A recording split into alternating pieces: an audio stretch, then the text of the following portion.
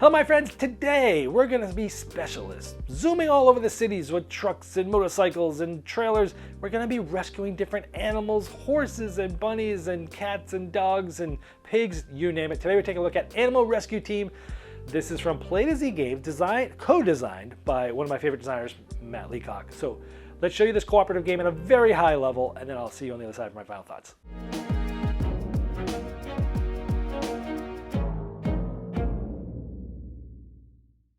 Before I get to the moment you've been waiting for, I wanted to tell you about the Sell Trade program at Noble Knight Games. Now, as gamers, we all have games that are cluttering our shelves that we either don't have the right group for or might even not like it. Well, now you can turn those unappreciated games into cash or store credit. Noble Knight Games buys thousands of games and gaming products. It's easy to send them a list of the games that you'd like to sell or trade.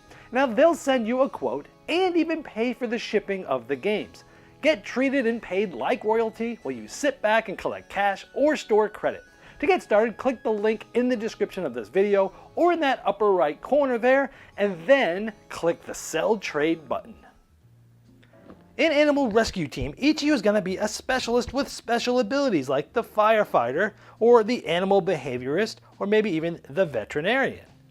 Or maybe the extraction specialist, the rope rescuer, or the swift water technician, and even if some of these aren't in every game, you still will have access to bring their abilities into the game. And you're going to have access to all these special vehicles like the car, the SUV, the truck, a motorcycle that can even fit in the truck that you can take along, a boat, and a trailer. And you're also going to be rescuing all sorts of different types of animals like cows and horses and dogs and goats and pigs and chickens and mice and pretty much everything, rabbits. And as you have different rescues that need to happen, it's going to tell you what you're going to need to roll there, what type of specialists will help you up, what type of equipment will help you out, and what kind of bonuses you'll get if you rescue them. And here's the beautifully illustrated map of the general area, and it has a randomized setup each time, so each game will feel a little bit different from the start. Each game is going to start with 3 rescues that are going to need to happen, and as they happen again, once you do these, you're going to be getting some bonuses. Now these bonuses are important because the way you win the game is to finish all 3 missions. There's different levels of difficulty. You can only see the first one. This means we need 2 support tokens to be in Mariposa and to be spent on the same turn. And if that happens, then we will finish this. We'll flip over and see what this is. If we get through all 3 before the game ends, that's how we win. So let's look at this one. Let's say we're going to go try to do this rescue. We need a 5. The firefighter's going to be good. The car's going to be good as well. And there's 2 rabbits and port sawn that we need to rescue. Now during your turn, you're going to do 3 actions. The 2 choices for those actions are sort of moving or rescuing. Now I set this up specifically to show you an easy example where the firefighter actually did start here and the car started here as well. Now this means we need to roll a 5. Anybody can do this rescue, but if the firefighter's there and it's their turn and they're the one rolling, they're going to get a +2 because you're going to roll these dice and try to get at least this. The firefighter's going to get +2 if they're rolling. If the firefighter's there and they're not rolling, they'll get a +1. We'll get another +1 for a car. So if we had rolled this, it's a 4. We have 5, 6 because he's there or she. And we have this, which is another one. So we would have gotten it. However, if we had rolled a double 1, now by the way, the average on rolling these 2 dice is a 4. It's not a normal dice set. So if we had 2, we have the bonus 2 here. That gets us 4, and that's another bonus. So we needed everything, even with a bad roll, just to get this there. But sometimes you might not even roll a number. You might roll a time. And that's going to make this time go down on the track, and that's bad because number 1, if it gets to one of these spaces, you're going to be getting events. Events are bad. They do bad things, like your car breaks down. It can only move 1 at a time. And if that time token ever gets to a spot with a mission that has not yet been completed, you lose the game. Now on your turn, you can do a bunch of free actions, like transferring things, like people to cars, and you know, once you've rescued them, you could put them in different spots. Like we would have put this in the car normally, and then drove it somewhere. Normally the car can go 3, as we saw. Sometimes events might make that harder.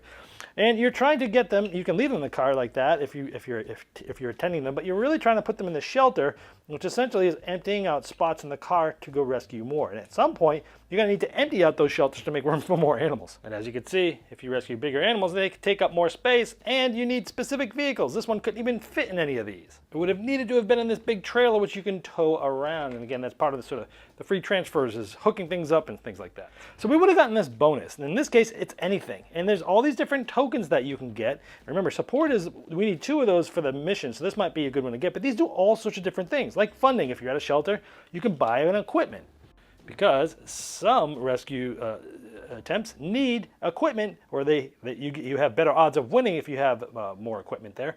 And so sometimes you'll need to buy equipment because you might not even have that specialist in the game to get the equipment to come out. Some tokens are going to allow you to re-roll a die you just rolled, which is great. Some will just give you a +1. Some will give you logistics cards. And these cards can be very powerful. Some allow you to move all over the board. Like this one says before, a rescue, add 2 to anything that has the water bonus on it. Or empty a shelter. And so that's going to allow you to put more animals in there. These cards are your lifeline, and you'll need to be using these in order to win the game. So again, on your turn, you get 3 actions. Rescuing is 1. I could have rolled the dice. If I failed and I still had actions left, I could have rolled it again to attempt the rescue again. I could spend all 3 actions trying to get it and get it on the 3rd try. That could be my whole turn. But other than that, you're moving around. So you're moving the car up to 3, or maybe this thing's towing the boat. The boat can move through water. If it's on land, it needs to be towed and things like that. Everything in this game is very thematic. And the map's drawn well, so you can see that there's a little bridge over here, there's a bridge over here. But let's say I had an action left. I might go, hey, you know what? Next turn, we're going to need this player here to do this, so I'll jump in this car, we'll hook this up, we'll put this guy here, and we'll take this trailer and this over here on this bridge. 4, I can move up to 2, I just moved 1, so good. That's my second action, and maybe we could try to rescue there. So you're trying to set things up and take people to where they're going to need to be for a future turn. There's a lot of planning involved in this game.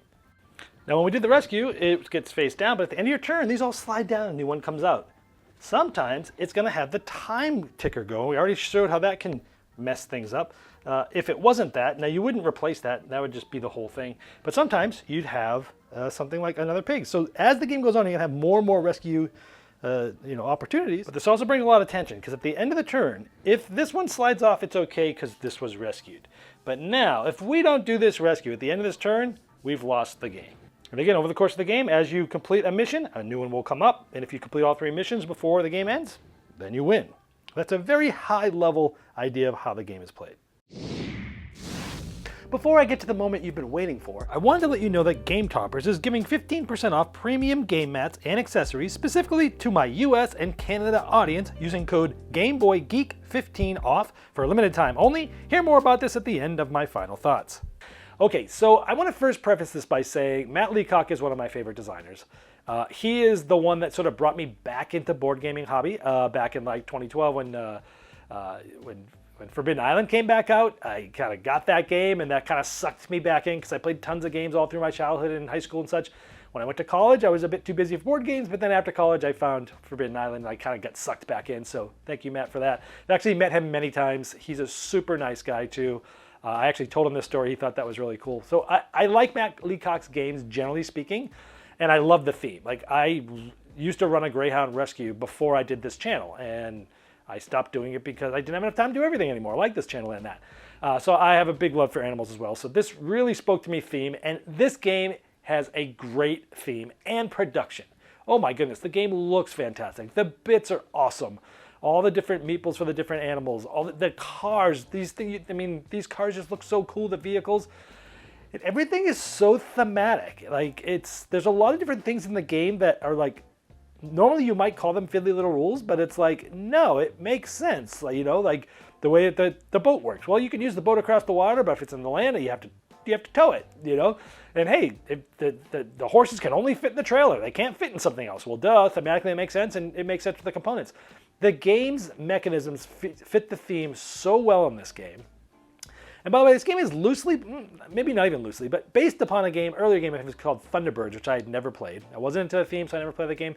But this has been changed quite a bit drastically. Matt Leacock wrote about all the changes and such.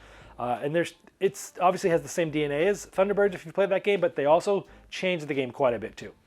I love that the vehicles have thematic speed. The motorcycle can go 4. If you're towing something with the truck, you're moving 1 essentially. And if you're towing something, whatever vehicle's towing it gets -1. I love that. It's just like, again, thematic. The capacity and all that sort of works good. I like the streamlined turns. You get 3 actions, and your actions are typically like move or rescue. It's pretty much it. Then you're drawing a rescue card. Very streamlined. Again, and there's a lot of flexibility in the free actions. Hey, you know what? This guy's here. We're going to take him out. We'll go put this guy in. We're going to hit this trailer up, and then we're gone. Like, there's a lot of cool things that you can kind of do for free actions, and I like that aspect of it. The planning logistics for rescues was great. So it's like, hey, Sometimes you need certain specialists somewhere. Sometimes you need certain equipment somewhere. Sometimes you need certain vehicles somewhere. And the aspect of logistically looking at like where you're at right now, what's the thing that has to get done right now? And then if possible, what else can we do? If I can't do that, well, what can I do to set the next player up for their turn? Well, they need to be over there. So why don't you pick them up, go over there. You can drop this animal off over there, all this sort of stuff. And the logistical planning of this is the best part of the game, in my opinion. And planning for those future rescues and missions is also the best part of the game because you're constantly being like, you're prioritizing. You're prioritizing and you're reprioritizing, even sometimes in the middle of the same turn. And I like that sort of different ways can lose the game. You can lose the game by not getting missions in time, but you can also lose the game by the rescues. Generally speaking, I lost by rescues more often than not. And again, those free actions are great. Being able to do all those certain things. Now the rewards. You're spending the rewards for abilities for missions, and I like that. But I also like that they're being used for other things, like re-rolling dice or buying equipment that you don't have in the game, because not every person is going to be in every game. And so you're going to need to get some equipment and buy it with some of the funding at some of the places. You're going to need to get, sometimes they give you a +1, sometimes they give those logistical cards, which are awesome. And I do like that there are different levels of difficulty. Now, with that being said, overall, I think the game is really good. I think it stands out from the pack. There's certain things that I really wish were done differently for my own personal taste. I'm going to kind of get into those now. But let me talk about a couple of generalized things first. Some people, I don't have this problem, but some people have problems with quarterbacking in co-op games, meaning one person can sort of tell everyone else what to do. You can't get rid of that in this game. Everything is pretty much open. And so if you have a problem with quarterbacking and your group has that problem, this isn't going to get rid of that. But again, I think this is a problem that some people have, but most people don't. I don't have this problem, but if you do, it's there. I think smaller player counts tends to make the game harder. 2, I think, is the hardest, because in a solo game, you actually can spend a turn to get somebody who's not in the game into the game. Now, you don't want to do that all the time, but sometimes you might have to. Where 2, you have only 2 people, right? So you have less chances to get the +2 specialist to get it, because there's just less of them. Like there's one card where in Vinland, the only help is with the extreme specialist and the swiftwater technician. Well, if neither of them are in the game, there's no ways to reduce that the 6 needed without an expertise token, things like that. So the game scales a little oddly with difficulty. So the next few things I'm going to talk about are things that I feel like, so the difficulty in the game is mainly for the missions, like which missions you use. And I feel like they missed an opportunity to make the game's difficulty scale with mechanisms and make the game more fun at first, because the game is very hard. Even on the easy level, I mean, I lost it multiple times before I won it. And even the first time I won it, I had to have some luck on the last turn.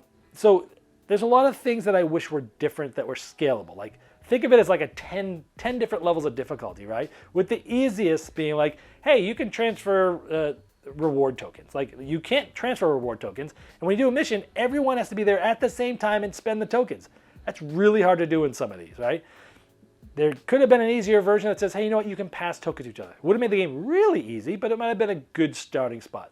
And other ways that the difficulty, I think, could have been scaled by mechanism, because you could have just had more fun or even more leniency, is like, okay, so the spending the reward tokens at the same time is one of them I already mentioned. I wish you could have gone there and said, hey, on my turn I'm going to spend this, I'm going to leave this token on this spot, it's spent, someone else wants to do it on a different turn, good, you don't have to be there all at the same time. That would have been one way. Now, all of these things that I'm mentioning are things that I think would have made the game more fun, more like, hey, I'm doing so much. Might have made, obviously, the game a little easier, but then you could start to remove one of these here and there and make the game harder and harder.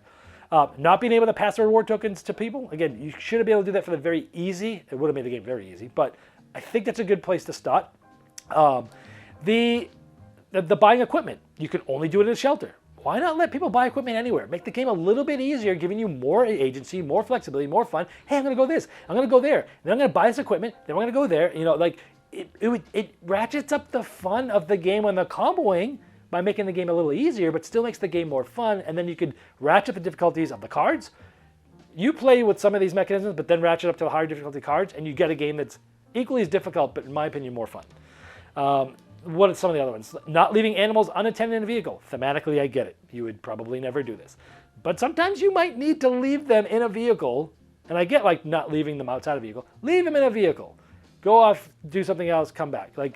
Again, thematically, you'd never do that. I get it. But some games have to break some thematics for this. And I think in some cases, it just made the game harder and more restrictive. All of these mechanisms I'm saying you should have opened up basically like takes the restrictions off, because it almost feels like you play this game in a bit of a straitjacket right off the bat. For the easiest level of difficulty, I felt like it was not the best turn. Allow maybe 1, 2, or 3 failed rescues before the end of the game. Right? That's a really hard way. That's the main way you're going to lose the game. Why not ratchet that differently for difficulty? Transfers can't interrupt an interaction. You can't like move one, transfer a bunch of people, and keep moving as the same action. Why not? It's fun. Add it to the game for an easier difficulty. Level 1 and 2 missions.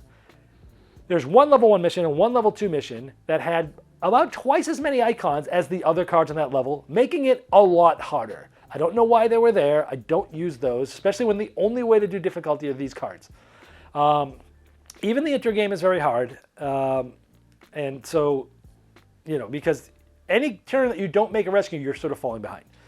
Now, I want to come back here, so I'll go back and say, I really like this game. I love the theme. I love the way things work. I love how thematic it is. I just wish that some of these restrictions, which made the game what it is, with a certain difficulty level, which is very hard, took some of the fun away that could have been there by loosening these restrictions, making it feel more freeform or more fun, and ratcheting up the difficulties of the missions, and or taking those little bits and pieces of those things, tightening the game's mechanisms up as you go through a much wider scale of difficulty. I think they missed an opportunity to do that, to make this game both great for beginners and still be able to ratchet up for experienced gamers. But overall, I really think this is a fantastic game, and I think you should check it out if you like animal rescuing, you like animals, you like co-op games, you like Matt Leacock's games. It'll feel familiar but different. That's Animal Rescue Team. This has been the Game Boy Geek, breaking down barriers, growing relationship support games by helping you the next one you love.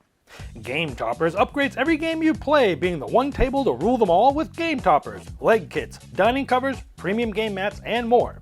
And for a limited time only, my US and Canadian audience can get 15% off their premium game mats and accessories using the promo code GameBoyGeek15OFF. Also, go to GameToppersLLC.com to check out all the options, or for worldwide late pledges of their recent 5.0 Kickstarter.